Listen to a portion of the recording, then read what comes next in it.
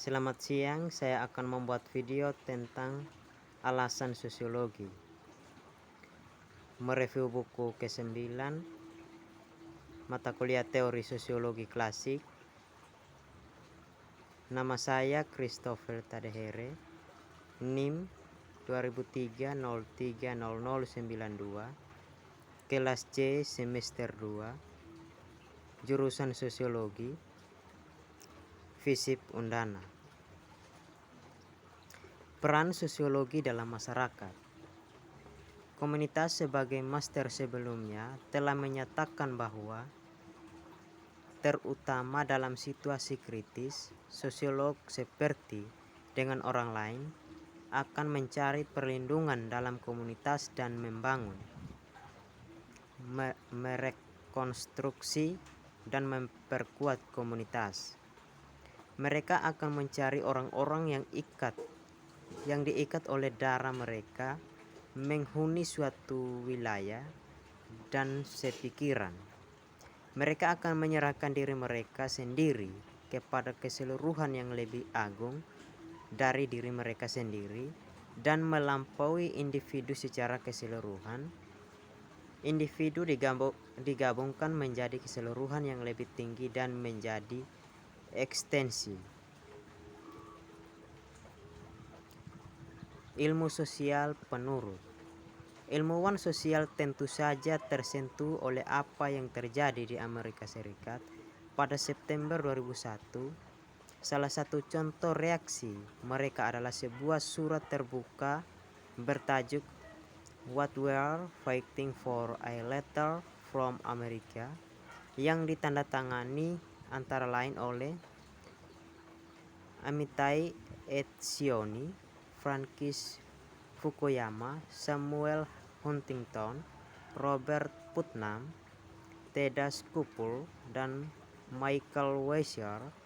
Mereka adalah reaksi instan, mungkin representatif, mungkin tidak, untuk reaksi instan lainnya oleh ilmuwan sosial dan asosiasi sosiologi Amerika, lebih dari keterwakilannya yang mungkin sebagai reaksi umum. Surat itu diperiksa di sini sebagai contoh cara di mana perwakilan ilmu sosial akademis yang terkenal secara global dapat bereaksi dalam keadaan darurat. Sebagai reaksi instan, ia menunjukkan aspek-aspek praktik yang telah disiapkan oleh ilmu-ilmu sosial. Sosiologi dari komunal ke sosiologi sosial. Sosiologi adalah disiplin berwajah janus. Ini adalah ilmu dan juga subsistem masyarakat. Itu dapat memutuskan dirinya sendiri, dan keduanya aspek ini ia dapat melepaskan baik keilmuan maupun sosialitasnya dalam peran sebelumnya. Kerangka acuan eksternal, ia mempelajari masyarakat dalam bingkai ini. Masyarakat merupakan realitas empiris yang dapat diambil dalam peran terakhir, kerangka acuan internal. Mengakui bahwa sistem dalam masyarakat dan beroperasi dengan perbedaan atau konsepnya sendiri, dan memiliki kerangka konseptualnya sendiri. Melalui itu, disiplin tidak hanya mengamati realitas empiris, tetapi juga, dan yang lebih penting, berkomunikasi dengan tidak meragukan bahwa sosiologi adalah ilmu masyarakat. Dari semua hal yang mungkin secara khusus dan tegas mempelajari masyarakat, kemudahan definisi seperti itu bagaimanapun menipu karena masalah rumit terkubur di dalamnya. Di satu sisi, tidak dapat disangkal bahwa sosiologi selalu ada di dalam dan tidak pernah di luar masyarakat. Setiap deskripsi masyarakat dilakukan dalam masyarakat, tidak ada pos pengamatan di luarnya karena tidak terletak di dalam masyarakat. Sosiologi bisa disebut deskripsi dari masyarakat. Jadi, objek sosiologi masyarakat adalah objek yang mengamati dan mendeskripsikan dirinya sendiri. Operasi ini dilakukan oleh sosiolog atau oleh orang lain. Ini karena tidak ada yang bisa keluar dari masyarakat dan mengamatinya dari luar. Singkatnya, sosiologi saat ini harus jelas tentang fakta bahwa ia tidak dapat lagi mengambil dirinya sendiri untuk otoritas refleksi independen dan dapat menginstruksikan masyarakat secara membantu atau kritis. Metodologi negasi yang pertama, sosiologi sebagai orang dalam internal. Menurut Luhmann membedakan di atas dua peran sinkron dan untuk sosiologi, ilmiah dan sosialitas. Dalam peran sebelumnya ia mempelajari masyarakat, yang terakhir ini mengakui dirinya sebagai sistem di antara sistem lainnya. Saat mempelajari masyarakat, ia menyelidiki kehidupan orang-orang dan masalah-masalah yang menyentuh orang serta melibatkan perhatian dan kepedulian mereka. Isu-isu tersebut memiliki makna dan pengertian bagi manusia yang terlibat sehingga mereka memiliki konsep dan ide bahwa bahasa dan kata untuk membahasnya. Sosiologi membahas masalah yang sama dengan maksud untuk menjadi dalam peran sosialitasnya sistem yang diakui. Pengakuan mengandaikan bahwa disiplin ilmu berkomunikasi dalam arti tertentu dengan konteksnya dan membangun hubungan dengannya. Dengan kata lain, ini mengandaikan bahwa disiplin berhubungan dengan apa yang ada dalam pikiran atau ucapan orang lain. Salah satu cara bagi sosiologi untuk mengatur hubungan ini adalah dengan mengisi istilah sosiologis dengan konten atau makna yang diperoleh melalui interpretasi dari apa yang diberikan orang dalam tindak tutur dan praktik lainnya. Negasi metodologis yang kedua, sosiologi sebagai orang luar eksternal. Dinyatakan bahwa masyarakat pada umumnya memiliki konsep, kata dan bahasa untuk membahas kondisi sosialnya.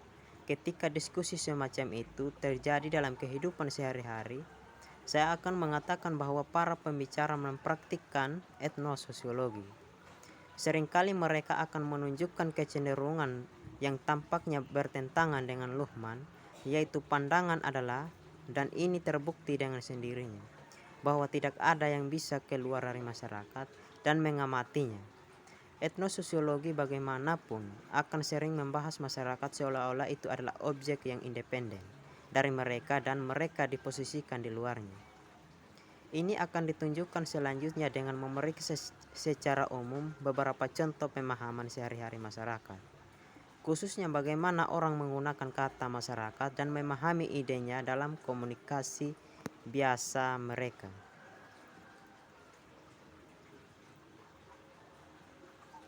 Penegasan metodologis sosiologi sebagai orang luar internal. Konsep dasar sosiologi menentukan hubungannya dengan masa kini. Gagasan di atas adalah bahwa konsep dasar sosiologi komunal membuatnya memandang masa kini seolah-olah dari masa lalu tidak lagi seperti dulu. Etnososiologi mungkin mengikuti masa kini tetapi tanpa ide yang beralasan, mungkin lebih bingung olehnya daripada fasih secara sosiologis. Tipe ideal sosiologi sosial masyarakat harus memungkinkan disiplin untuk melihat saat ini seolah-olah ada di depannya. Belum seperti yang seharusnya, saya telah menghilangkan dua alternatif pertama, Jadi tugas ke depan adalah untuk menyesuaikan sumber daya teoritis sosiologi untuk memungkinkan disiplin tersebut mencerminkan masa kini sosialnya. Seolah-olah dari masa depan, untuk itu harus ditemukan konsep yang pertama, mendefinisikan masyarakat dalam kondisi sekarang, dan kedua, membuka potensi perkembangannya di masa depan sebagai masyarakat, suatu proses yang mungkin terkandung dalam realitas yang ada tanpa disadari. Pertanyaannya adalah bagaimana kita akan mengamati masyarakat seolah-olah kita lebih dulu. Ide Lohman adalah untuk menggambarkan komunikasi sehari-hari dan subsistem fungsional dengan perbedaan yang berbeda dari deskripsi dirinya. Bagi Luhmann, perbedaan atau kode yang bekerja dan berkomunikasi dengan sains secara umum adalah benar atau tidak benar, namun ini terlalu umum untuk membedakan sosiologi. Ada perbedaan atau kode yang lebih spesifik yang secara khusus cocok untuk menandai sosiologi kemasyarakatan, masyarakat atau non-masyarakat. Kesimpulannya, tujuan saya adalah untuk beroperasi di ruang tanpa tanda dengan perbedaan masyarakat atau non-masyarakat, sebuah divisi di mana praktik sehari-hari dan sistem fungsional tidak beroperasi. Jelas ini ada hubungannya dengan pertanyaan tentang apa itu masyarakat dalam masyarakat. Bagi saya juga aspek komunitas berakar di masa lalu dan harus dijelaskan secara bersamaan, sedangkan masyarakat hanya dapat dipahami dalam hal realisasinya di masa depan. Sekian dan terima kasih. Inilah video yang bisa saya buat tentang alasan sosial. Sekian dan terima kasih.